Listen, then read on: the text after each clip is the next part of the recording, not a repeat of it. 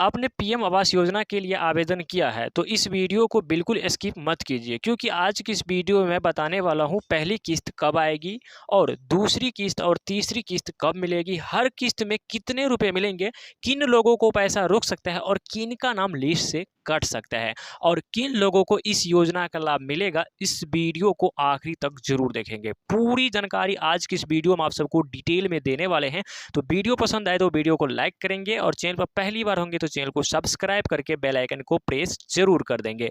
चलिए वीडियो को कर लेते हैं शुरू। आपका नाम प्रधानमंत्री आवास योजना यानी कि ग्रामीण की नई लाभार्थी सूची में आ चुका है, जो अभी फाइनल लिस्ट आया है, अगर आपका नाम आ चुका है तो आपके मन में सबसे बड़ा सवाल होगा कि पहली किस्त, दूसरी किस्त और तीसरी किस्त जो है सो कब मिलेगी और कितने रुपए मिलेगी। आइए पूरी जानकारी आसान भाषा में समझते हैं। दोस्तों अभी जो 12 तारीख के जो फाइनली लिस्ट आया है, ठीक है, पीएम आवास योजना का, ठीक है, अगर उसमें आपका नाम आ चुका है तो पहली किस्त, दूसरी किस्त और तीसरी किस्त कब मिलने वाली है पूरी आपको जानकारी डिटेल में समझाता हूं। यहाँ पे सबसे पहले समझिए यानी कि आपका पहली किस्त कब मिल सकती है, जब आपका नाम स्वीकृत हो जाता है। दोस्तों जो फाइनल लिस्ट है उसमें अगर आपका नाम आ जाता है, दस्तावेज सत्यापन पूरा हो जाता है, नाम आने के बाद आपका दस्तावेज सत्यापन होगा, उसमें अगर आपका दस्तावेज सत्यापन हो जाता है और जियो टैगिंग एवं अन्य आवश्यकताएं पूरी हो जाती है, तब आपका पहली लिस्ट जारी किया जा सकता है। देखिए दोस्तों, आपको ये नहीं जो पहली लिस्ट में नाम आया और आपका रुपया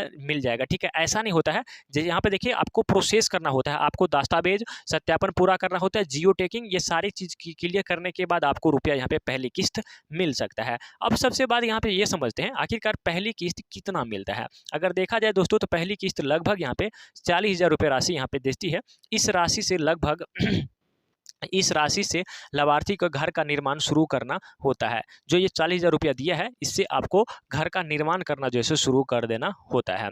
उसके बाद यहाँ पे समझते हैं अब यहाँ पे दूसरी किस्त कब मिलने वाली है। जब घर का निर्माण तय स्तर पर पहुंच जाता है और संबंधित अधिकारी निरीक्षण करके रिपोर्ट अपलोड करते हैं, तब दूसरी किस्त आपका जारी होता है। यानी कि जो आपका पहली किस्त का रुपया जो 40,000 रुपया मिला था, उससे आपको कुछ ना कुछ काम कर लेना होगा, ठीक है ना, या तो कुर्सी तक या आपको बेंड तक लेके चले जाना होगा। उसके बाद यहाँ पे सरकारी अधिकारी आएंगे, वहाँ पे रिपोर्ट कुछ जो है सो अपलोड करेंगे, उसके बाद यहाँ पे आपको दूसरी किस्त यहाँ पे जारी कर दिया जाएगा। अब समझते हैं आखिरकार दूसरी किस्त जो आएगा वह कितना आएगा। तो वह देखिए दोस्तों, लगभग आपको 70,000 रुपया दूसरी किस्त मिलता है। 70,000 रुपये राशि आपको दूसरी किस्त दिया जाता है। इस राशि के घर का निर्माण आगे बढ़ाया जा सकता है। जो 70,000 रुपया देगा, इससे अपना जो है सो घर का निर्माण आगे बढ़ा सकते हैं, ठीक है।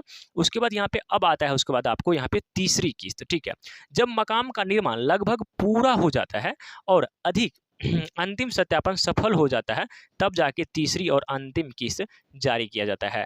जब मान के चलिए आपका जो है सो मकाम अंतिम चरण पे है, ठीक है, तब जाके उसके बाद यहाँ पे तीसरी किस्त जो है सो आपको मिलता है। तीसरी किस्त लगभग जो है सो यहाँ पे कितना मिलता है दोस्तों, यहाँ पे 10,000 रुपये मिलता है तीसरी किस्त। तो टोटल यहाँ पे दोस्तों आपको 1,20,000 रुपये यहाँ पे जो है सो राशि दिया जाता है। पहले 40, उसके बाद 70 और फिर लास्ट में यहाँ पे आपको 10,000 रुपये, यानी कि 1,20,000 रुपये आपको यहाँ पे घर बनाने के लिए दिया जाता है।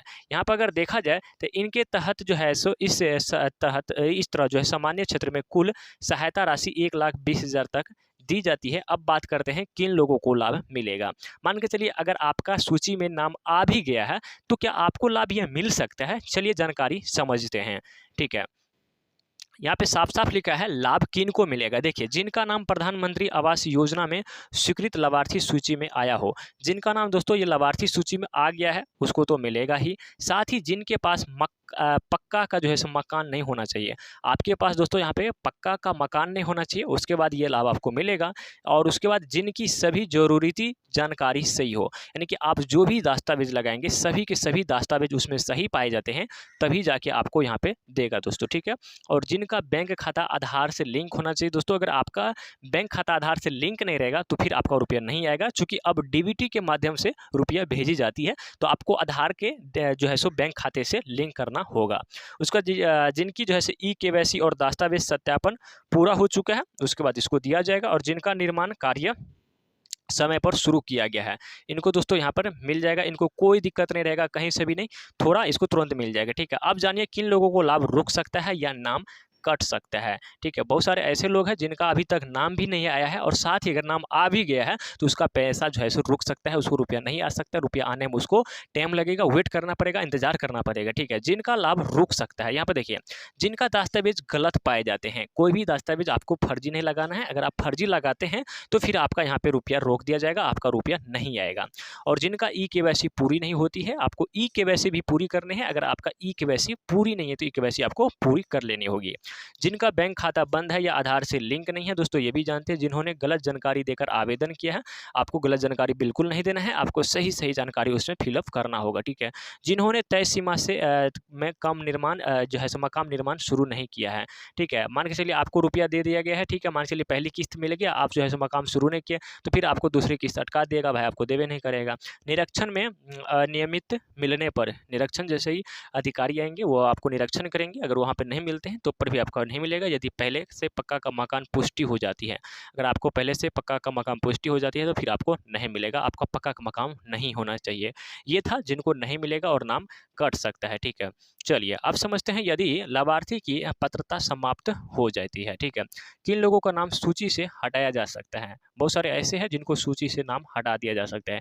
तो सबसे पहले वो होता है जिसका फर्जी दस्तावेज होते हैं ना, उसका नाम यहाँ पे सूची से हटा दिए जाते हैं सरकार। ठीक है, और अपात्र पाए गए आवेदक, यानी कि जो पात्र नहीं है उसके लिए लेकिन वो भी आवेदन कर चुके हैं, उसका नाम यहाँ से कट सकते हैं। और डुप्लीकेट आवेदन करने वाले और सरकारी जांच में नियमों का उल्लंघन करने पर, सरकार जो जांच करेंगे अगर उसमें अपन नियम को उल्लंघन करते हैं तो उसमें भी आपका नाम कट सकता है। ठीक है दोस्तों, इतना बात को आपको जरूरी ध्यान रखना है। अब सबसे जरूरी बात है यह है कि यदि आपकी पहली किस्त अभी तक नहीं आई है तो सबसे पहले आपको लाभार्थी सूची में अपना नाम चेक करें और बैंक खाते की स्थिति देखें, आधार लिंक देखें और ई केवाईसी की जांच करें। कई बार इन्हीं के कारण जो है भुगतान रुक जाता है। ठीक है, आपका मान के चलिए सारा कुछ सही है, आपका किस्त में जो है सो सबसे पहली किस्त में आपको नाम देखना है, उसके बाद आपको बैंक, ये सारी चीज़ को आपको डिटेल में अच्छे से चेक कर लेना होगा। ठीक है, उसके बाद आपको यहाँ से आ सकता है। दोस्तों अगर यह जानकारी आपको काम आई हो तो वीडियो को लाइक करें और चैनल को सब्सक्राइब करें और बेल आइकन को जरूर दबाएं। ठीक है, ऐसे ही पीएम आवास योजना और अन्य सरकारी योजना की सबसे तेज और सही अपडेट के लिए हमसे जुड़ जाइए दोस्तों। ठीक है, हमारे से आप सभी जुड़ सकते हैं और आप सभी कमेंट बॉक्स में कमेंट जरूर करिएगा, आपका क्या लिस्ट में नाम है या फिर नहीं, यस या नो में कमेंट आपसे जरूर करेंगे दोस्तों। फिर मिलते हैं किसी अगले वीडियो में, धन्यवाद।